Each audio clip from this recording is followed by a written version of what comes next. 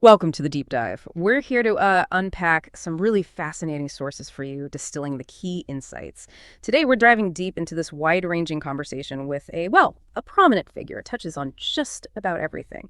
Seriously, from the nature of conflict itself to the future of AI, even the challenges of, believe it or not, gaming. Our mission really is to pull out those surprising facts, the fundamental wisdom from all this complex material. We want to help you get up to speed quickly, become really well informed on some pretty big questions facing us all. We'll break down these complex ideas into hopefully clear, digestible nuggets so you can really get the gist. Okay, let's unpack this. Picking up with a really profound question from the source material. Is war, inherent to being human, or is it more about how our societies are set up? The source suggests that, we're intelligent, we have more control over our primal instincts than, say, a chimp. But fundamentally, all creatures fight. Nature isn't peaceful. It reminds me of Werner Herzog, the jungle being murder and death in every direction. And historically, look at the Roman Empire built largely on conquest, military might. Okay, so what does that mean for us, practically? Our capacity for violence compared to those, animal instincts. Is it fundamentally different? Or just maybe better controlled? Well, the discussion points out that chimpanzee society, and they're our closest relatives, remember, it's described as quite horrific, just filled with extreme violence, dominance by any means necessary. There's no concept of a just war there. And that really shows our own limbic system, that sort of primal core, in action. The difference is we seem to have a greater ability to put the brakes on, to control it. But here's where it gets really interesting. Kind of counterintuitive. Despite acknowledging all this conflict, the speaker is actually a strong proponent of peace. They say ignorance is perhaps the real enemy. And they propose this, almost radical approach to resolving conflicts. Conspicuous acts of kindness. Conspicuous acts of kindness. Huh. That's a fascinating phrase. How would that actually work? Thinking about tough situations like Israel and Gaza right now, what would that even look like? Right. It's a tough one. The opinion offered in the source is that Hamas's goal was basically to provoke an overreaction from Israel, to, rally global Muslim support. So to counter that, the recommendation is for Israel to engage in the most conspicuous acts of kindness possible. And this isn't just dropping off some aid. It means things like setting up mobile hospitals, totally transparent ones, ensuring plenty of food, water, medical stuff, and doing it all with, say, 2047 webcams, total visibility, to make it undeniable so no one can claim it's a trick. Now, the source acknowledges Israel still needs to deal with Hamas members, find them, incarcerate, or kill them. That's not ignored. But the core idea, the really profound bit, is that an eye for an eye makes everyone blind. Yeah. If you kill someone's child in Gaza, you might just create more Hamas members than you eliminate. You could be fueling the fire. So the ultimate goal has to be long-term peace. And the measure is, are you creating fewer terrorists over time or more? That's a really challenging framework. Okay, so shifting focus then. What about the war in Ukraine? Very different situation. What path does the source suggest there for, minimizing the suffering given the realities on the ground? Yeah, different dynamics entirely. The prediction, and this was made a year before the recording we're looking at, was pretty bleak, that the conflict would lead to huge loss of life for almost no changes in land. Basically, World War I all over again with drones, characterized by these static lines, defense in depth, minefields, trenches, anti-tank stuff everywhere. It makes any offensive incredibly costly, just huge casualties. Neither side has air superiority. Tanks are described as death traps. And there's this real deep sympathy expressed for the young soldiers on both sides, Ukrainian and Russian youth, described as young boys who don't know each other, killing each other on behalf of old men that do know each other. It's quite powerful phrasing. So the recommendation is pretty blunt. Stop sending young people to die in trenches. Just stop, regardless of whether the leaders are talking directly or not. That really puts the human cost front and center. Yeah. So connecting this back to the bigger picture, how does this view on war influence the sort of long-term threat of superpower clashes, like U.S. and China, especially with that Thucydides trap idea always lurking? Right, the Thucydides trap. Good point.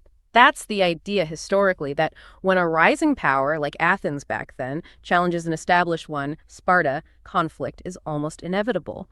And the source notes, the U.S. has been the dominant economic engine since maybe 1890, but China's economy, it's likely to become, 2 or 3 times larger. But here's the potential good news, according to the source. China, historically, has been pretty internally focused, not typically inquisitive about invading other countries. Though it's had some brutal internal civil wars, that's true. And the U.S. is also presented as kind of a rare case. A powerful country that wasn't acquisitive after World War II. Instead, it helped rebuild Europe and Japan. Those conspicuous acts of kindness, again, like the Marshall Plan, the Berlin airlift, there's even this provocative sort of moral test posed. Where do you want to be a POW? The strong implication being you'd rather be captured by Americans. That's interesting. But what about Taiwan? China's view on that seems absolutely non-negotiable. They see it as fundamental, like Hawaii to the U.S., as the source puts it. How does conspicuous acts of kindness even begin to address that kind of core territorial claim, can it? Yeah, that's the massive sticking point, isn't it? China's been crystal clear. They will incorporate Taiwan. Peacefully or militarily, it doesn't matter. From their view, it's 100% happening. And they see the U.S. Pacific Fleet as the only thing stopping it right now. So the source really hammers this point. Something fundamental has to break this cycle of reciprocal violence if we want long-term peace. And those conspicuous acts of kindness, they're presented not just as a nice idea, but as a profound truth, as the actual antidote to war, learned supposedly from the mistakes of World War I's Treaty of Versailles versus the success of the Marshall Plan after World War II. It's about consciously choosing a different path, breaking that destructive pattern. Okay, so let's pivot now from, geopolitics and war to the absolute cutting edge technology, specifically xAI's Grok. This AI assistant, it's modeled after The Hitchhiker's Guide to the Galaxy, which is pretty cool. It aims for this philosophy of curiosity, even humor, while trying its best to stick to the truth of the universe as closely as possible. That balance sounds tricky. Humor and truth. But what does it actually mean for an AI to be confidently wrong? We hear that a lot. And how does aiming for the truth of the universe connect to, understanding the universe itself? Right. So many other large language models, they tend to hallucinate, basically make stuff up but sound totally sure about it. They're confidently wrong, especially on important things. Grok's goal is different. It aims to be grounded in physics-first principles and mathematical logic, to minimize being confidently wrong by iterating, checking its own reasoning, like a human author revising a book draft for coherence. And the mission of xAI itself isn't just, build a better chatbot. It's stated simply as to understand the universe. Pretty grand. That is grand, but it brings up a key point the source makes. If an AI can't figure out new physics, something humans have done, can it really be seen as equal to us? What does that say about AI's future role in actual discovery versus just, say, engineering? Yeah, that's a crucial distinction. Humans have figured out new physics, discovered existing rules. Engineering is different. It's inventing things that never existed before, a much wider possibility space. And think about the human brain. Uses less than 10 watts for higher functions. Yet it can create a better novel than a giant 10-megawatt GPU cluster. That suggests current AI gets results mainly through brute force computation, just massive power. The insight is that future AI models will likely need to become much smaller, much more efficient, kind of like Tesla's approach, where they're forced to be super efficient with only about 100 watts of compute power in the car. That's the direction things might need to go. And thinking about AI development leads us to some of the practical challenges, sometimes downright absurd ones, actually, according to our source. Oh, we hear a lot about the ethical side of AI regulation, but less about the bureaucratic hurdles. What kind of weird stuff have companies like Tesla and SpaceX actually run into? Well, the speaker points out they've been advocating for AI regulatory oversight for over a decade, and they compare it to the regulations Tesla and SpaceX already deal with, which can be intense. We get these genuinely bizarre examples for rocket launches, like a concern about hitting sharks. Probability basically zero, apparently, but the data was withheld because they were worried about shark hunters finding out where sharks were, then concerns about whales in international waters. And this one is wild. A requirement to literally kidnap a seal, strap it to a board, put headphones on the seal, and play sonic boom sounds to it to see if it got distressed. Worries about seal procreation, apparently. And they actually did this twice with different seals. Both seals were apparently quite calm. The source uses this whole situation to kind of encapsulate the absurdity of human civilization. It's quite a story. Wow. Kidnapping seals. Okay, that's something else. So shifting back to the AI itself, what about open sourcing? What are the pros and cons there, especially given OpenAI's history, going from open source nonprofit to, closed source maximum profit? Exactly. The open in OpenAI was meant to mean open source. It started as a nonprofit, heavily funded by the speaker initially, with a big focus on AI safety. That was apparently a major disagreement with Larry Page. But yeah, it's since become closed source for maximum profit, which the source clearly thinks is not good karma. The challenge with open sourcing the trained models, though, is they're basically just giant spreadsheets of numbers, giant CSV files. The real, incredibly valuable work, the secret sauce, is in the data curation, separating good data from bad data, finding the signal from noise. That's the hard part. Now, thinking about platforms where AI operates, let's look at X. It's like a real-world lab for these challenges. Right, the X platform. What's the story with its content algorithm? What are the current issues? And what's this goal of maximizing unregretted minutes instead of just, time spent scrolling? Okay, so the current algorithm for recommended posts on X, it still relies quite a bit on heuristics, sort of rules of thumb, not pure AI. This causes problems like replies or posts from people you don't follow just disappearing, getting almost no visibility. The goal, the big ambition, is to move to an end-to-end neural net system using vector correlation, which is a fancy way of saying it uses AI to find really precise mathematical matches between your interests and all the content out there, including long-form videos, like Apple posting a whole Silo episode. And the key shift is away from just maximizing minutes on platform, raw engagement, towards maximizing unregretted minutes, meaning you don't feel annoyed or like you wasted your time seeing something. Even if it's an ad, it should feel relevant or useful. That makes sense, a subtle but important shift for users. So what about X's role in politics and free speech? That community note system is pretty unique. How does it actually work, and why does the source consider it so effective, especially given their goal of being even-handed? Yeah, community notes is fascinating. X's stated goal is to be as even-handed and fair as possible, moving the platform away from what was seen as far-left control towards the center. And the underlying belief expressed is really important. Free speech only matters if people you don't like are allowed to say things you don't like. A tough principle. The magic of community notes is how it reaches consensus. A note, like a fact check or context, only gets displayed if people who have historically disagreed on other topics both agree on that specific note.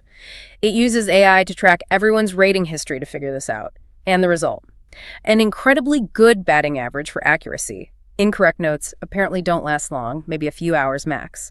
And crucially, it's all open source, the code, the data, full transparency.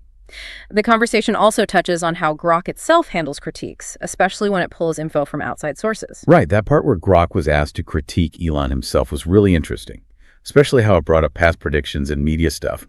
What does that tell us about the whole challenge of truth versus misinformation when AI gets involved? It's a great example. So Grok was asked what Elon Musk has been wrong about, and it gave a pretty critical answer, mentioned him being pathologically optimistic on schedule for things like self-driving. Fair enough, maybe.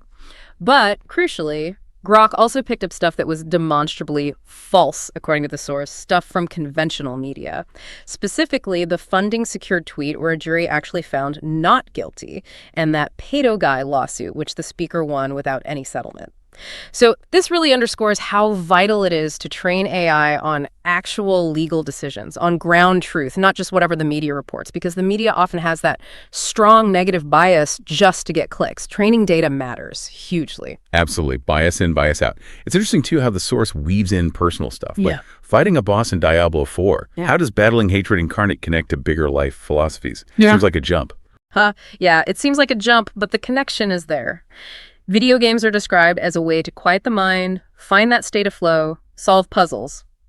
And this specific challenge, defeating Uber Lilith hatred incarnate in Diablo 4 as a druid, it's described, maybe half-jokingly, as the hardest boss battle in life and in the video game. Apparently driving him crazy, even though he's a lifelong gamer, even won money back in the day in one of the first pro esports tournaments for Quake. So this struggle becomes a kind of metaphor for fighting hatred eternally, maybe, and just testing the limits of what can be done, pushing against something incredibly hard. And that personal reflection kind of leads into this deeper philosophical territory about cynicism and maybe even the value of suffering. Okay, so this idea that maybe some human suffering is necessary for flourishing, and that warning about wishing for total world peace. What does that actually mean for how we should think about progress or even just our own lives? It sounds provocative. It is provocative. The argument presented is that perpetual world peace, if it had to be rigidly enforced, might actually be worse than a little war. Because it could mean the suppression of everyone, an ossified society that never changes, the suppression of progress. It makes you ask, right? Can you really appreciate the highs if you've never known the lows? And similarly with regrets. If you could take a regretamine pill, wipe them all away, would you want to? Or are regrets, however painful, actually necessary for a meaningful life, for learning, for growing? On a more personal note, the source strongly advises never trust a cynic, because cynics often use the idea that everyone does it to excuse their own bad actions. The counter view offered is that most people are actually kind of medium good. Not saints, not devils, just medium good. And interestingly, despite all its issues, the X platform is mentioned as providing more laughs per day than legacy media, which often feels just relentlessly negative. Okay, so finally we get to the really big picture. Humanity's place in the cosmos, the Fermi paradox. Right, the Fermi paradox. Where are the aliens? And this idea of a great filter. How does this connect to our long-term survival? What does it really mean for the push to become multiplanetary? Is it just a cool sci-fi idea or something more urgent? It's presented as deeply urgent. The Fermi paradox, yeah, where are the aliens? The fact we see no evidence is called concerning. Think about it. Earth is 4.5 billion years old, our civilization. Maybe 5,000 years old, a tiny flash in the pan, cosmically speaking. And the sun will eventually overheat the Earth. Life here will become impossible.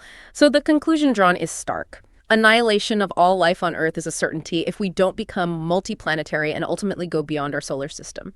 The great filter idea suggests civilizations might hit barriers they can't overcome, and one potential filter is failing to become multiplanetary. The window of opportunity to expand life beyond Earth is open now, but it might not stay open forever. It might close. So it's presented as simply a smart move to make life multiplanetary while it's possible to do so. The final line on this is pretty blunt. We don't want to be one of those lame one-planet civilizations that just dies out. Hashtag outro. So what's the gist of all this for you? We've covered a huge amount of ground, haven't we, from this single, really rich conversation. We went from the deep history and cycles of war, these surprising ideas about peace through kindness, all the way to the dreams and, frankly, the absurdities of building cutting-edge AI, and then this big existential push to become a multiplanetary species. Wow. It really shows how interconnected everything is, doesn't it? History, technology, philosophy, even personal struggles. Exactly. This deep dive, I think, really reminds us that these complex challenges, they're best understood when you look at them through lots of different lenses: historical, technological, deeply personal. It's about getting that knowledge quickly, yes, but also thoughtfully, connecting those dots between seemingly separate ideas to get those aha moments, those shifts in perspective. Yeah, those moments where things just click. Right. And if we pull back to that final, really big idea from the source, the central philosophy highlighted right at the end: the only rules are the ones dictated by the laws of physics. Maybe think about that this week. How many of the limits we perceive in the world, in tech, in society, maybe even in ourselves, how many are actual physical impossibilities? And how many are just, well, recommendations? Things we've imposed on ourselves that maybe, just maybe, can be challenged, can be overcome, something to chew on.